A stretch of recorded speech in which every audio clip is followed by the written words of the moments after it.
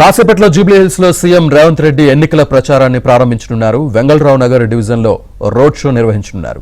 Saibaba temple సమీపంతో పాటు Yellareddyguda market ఏరియాలోని corner meetings లో ప్రసంగించనున్నారు. రోజుకు 2 డివిజన్ల చొప్పున 3 విడతలుగా రేవంత్ ప్రచారం చేయనున్నారు.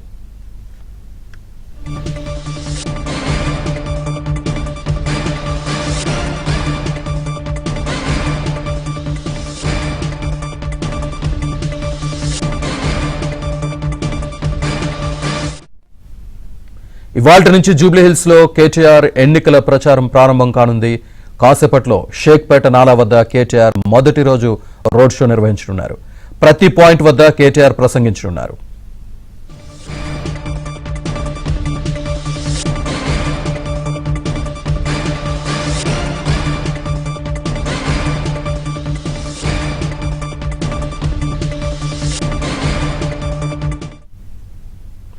జూబ్లీహిల్స్ లో సీఎం రేవంత్ రెడ్డి ఎన్నికల ప్రచారానికి సంబంధించి పూర్తి సమాచారాన్ని మా కరెస్పాండెంట్ సిద్ధార్థ్ అందిస్తారు. సిద్ధార్థ్.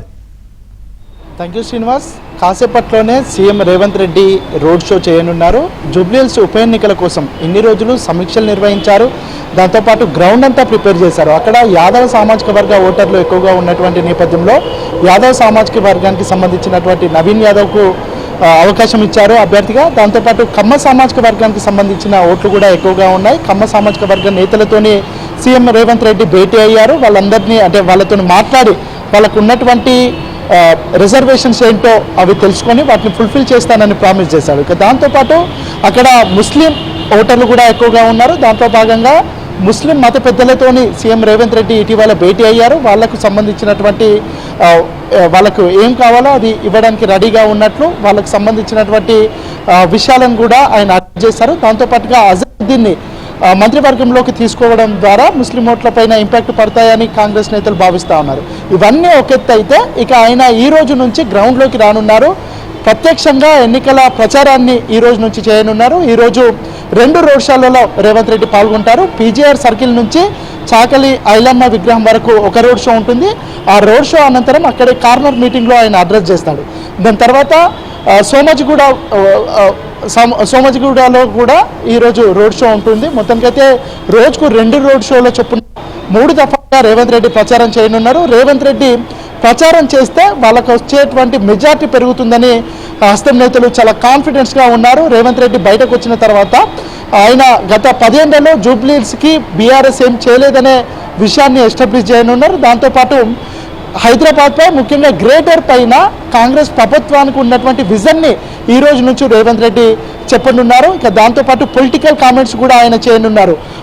10 ఏళ్లలో హైదరాబాద్కి గ్రేటర్కి బీఆర్ఎస్ చేసింది ఏం లేదు, కేవలం షాఫ్ చేయడం తప్ప ప్రజల జీవితాల్లో మార్పు తెచ్చే విధంగా బీఆర్ఎస్ పాలన లేదు అనే విషయాన్ని చెప్పనున్నారు. దాంతోపాటుగా ఇటు జూబ్లీహిల్స్లో ఉన్నటువంటి రోడ్లకు సంబంధించి జూబ్లీహిల్స్లో ఉన్నటువంటి డ్రైనేజీకి సంబంధించినటువంటి విషయాలను కూడా రేవంత్ రెడ్డి అడ్రస్ చేయనున్నారు. దాంతోపాటుగా రాష్ట్రం పైన బీఆర్ఎస్ ఏ విధంగా అంటే హైదరాబాద్కి సంబంధించి డెవలప్మెంట్ పేరుతోని కేవలం వాళ్ళు కమిషన్లు వచ్చే పనులు తప్ప ఈ ప్రజలకు ఉపయోగపడే పనులు ఏవి చేయలేదనే విషయాన్ని కూడా చెప్పనున్నారు. ఇక దాంతోపాటుగా ఇటు బీఆర్ఎస్ బీజేపీకి సంబంధించినటువంటి మైత్రికి సంబంధించినటువంటి విషయాలను కూడా రేవంత్ రెడ్డి అడ్రస్ చేయనున్నారు.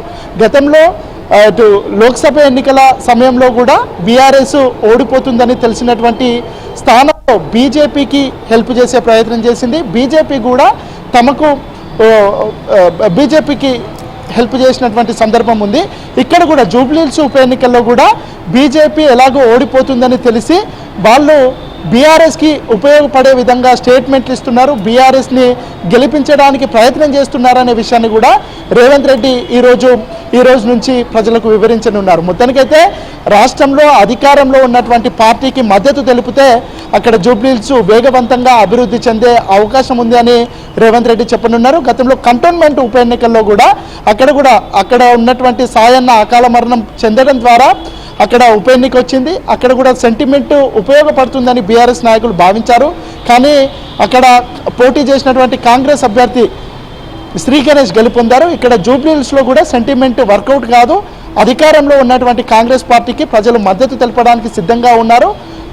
కాంగ్రెస్ పార్టీని ఇక్కడ గెలిపిస్తే అక్కడ ఇచ్చినటువంటి హామీలు కానీ నియోజకవర్గంలో అభివృద్ధి కానీ వేగవంతంగా అవుతుందని రేవంత్ రెడ్డి చెప్పనున్నారు. ఇక దాంతోపాటు కొన్ని పొలిటికల్ సెటర్స్, పొలిటికల్ కామెంట్స్ కూడా ఉంటాయి. ముఖ్యంగా బీఆర్ఎస్, బీజేపీ రెండు వేరు కాదు.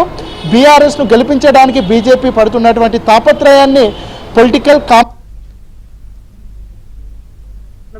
వివరించనున్నారు. ఇక ఈ రోజు నుంచి రేవంత్ రెడ్డి బయటకు వచ్చి కాంగ్రెస్ తరఫున ప్రచారం చేస్తే కాంగ్రెస్కి గెలుపు అవకాశాలు ఎలాగో ఉన్నాయని ఆ నేతలు చెప్తా ఉన్నారు.